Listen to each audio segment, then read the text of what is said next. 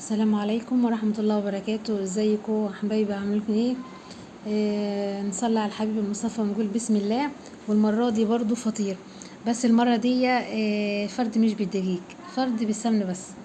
هو انا بصراحة بفضل طريقة الفرد بالفطير، بس حبيت اوريكم الطريقة دي كمان جميلة جدا برضو عجبتني. وحلاوتها ان هي مش بتاخد وقت خالص، ومطلعة الفطير الله اكبر مورج، وكان طري وما شاء الله عليه. بصوا جماله، بص حلاوته. عشان يوصل معاك الطريقة او العجينة توصل معاك بالطريقة دي، هنشوف عملناها ازاي. نسمع الحبيب المصطفى ونقول بسم الله. عارفين طبعا العجين ملح وسكر ومية. كل اللي انت بتعمليه بتدعكي فيه كده، هو زي ما انت شايفة قدامك، لحد ما يبقى ملمسه متجانس مع بعض.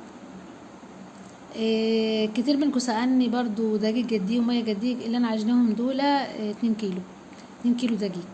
عملوا لي 3 فطاير حلوين كبار، بس انا كنت بحط اتنين مع بعض زي ما انتم شايفين كده. انا دعكت العجينه حلو وسبتها تريح لما وصلت للملمس اللي انتم شايفينه ده، وعملت عرق حلو. بدات قطعتها زي الجرس كده، ايه، كبيره شويه. مش هعملها قطع صغيره او عدد 25 واحده زي ما عملنا في الفيديو اللي قبل كده. لا، المره دي هنعمل كبير زي ما انت شايفاه كده، وهنفردها على الصينيه، وناخد اتنين ونعملهم جرس فطير. كل اللي انت هتعمليه اهو، بس انت بتسيبيه تريح. يعني ايه تريح؟ العجينه لما تريح بتبقى ملمسها حلو، ويبقى لها عرج، وتعرف تستعمليها او تعرف تتشد معاك وتشوفيها زي اللبانه، زي ما اشتغلت معايا بالظبط. او كل اللي انا هعمله هغطيها باي كيس يكون نضيف كده، واسيبها تريح. ريحت بالظبط، خدت ساعه الا ربع او ساعه. بعد كده بتنزلي باي نوع سمنه، باي نوع دقيق، اي نوع سمنه، وحط عليه شويه زيت. ما في زيت برضو مفيش مشكله، هيشتغل معاكي باي نوع سمنه، زبده ماشي، سمن ماشي، اي حاجه. كل اللي هتعملي طبعا عشان هي مريحه معايا حلو، اشتغلت معايا زي، بصوا شغاله زي اللبانه ما شاء الله. كل اللي انت هتعمليه على الاطراف، وبعد كده تشدي وتطلعيها بره الصينيه حبه حبه، تطلع معاكي حلو خالص. اهو ما شاء الله، الله اكبر. طريقه سهله خالص وجميله، وما بتاخدش وقت. حلاوتها ان هي ما خدتش وقت خالص، يا دوبك انتي بس بتعمليها كده وبتلميهم وتحطهم في بعض، بيطلع معاكي احلى فطير مشلتت. اهو. اتمنى ان يعجبكم الفيديو ان شاء الله، وندوس لايك للفيديو كده عشان يوصل لكل الناس، وما تنسيش الاشتراك في القناه. اهو انا كده عملت واحده واحطها، واعمل واحده تاني واحطها في قلبها. شوفي العجينه شكلها ايه، تحس ان هي شكلها بايظ. لا، هي مش بايظه، هي ريحت. وانا ما اقدرش المها اكتر من كده، لو لميتها سنه لما تريح تاني عشان اشكلها يعني وادورها. لا، هي تشتغل معاكي برضه. اهو بص، الله اكبر، شغاله ما شاء الله زي اللبانه بالظبط. طبعا انا حاطه الصينيه، انا قاعده في الارض، لكن مش واقفه على الطبليه يعني. في ناس كتير ما عندهاش طبليه، خلاص عملنا على الصينيه اهو. او اي حاجه عندك مدوره هتشتغل معاكي برضه. اهو. حاولي تسهلي على نفسك يعني. كده انا بعمل في التانية، انا سايبه دي تريح وشويه، وهنولع الفرن. والفرن لازم يبقى سخن، سخن من على الجوانب ومن تحت يبقى واطي شويه. فرن البوتاجاز او الفرن اللي انتوا شايفينه ده، اللي هو بتاع الغاز. الفطير بيحب الفرن سخن. بس انا بحب اجمع الفطيره، ما بحبش اطلعها نيه.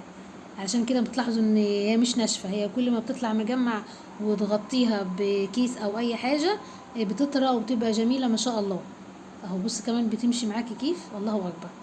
لا فرد ولا نشابه ولا اي حاجه. كده انا جربت اخلصهم تقريبا في الاخيره.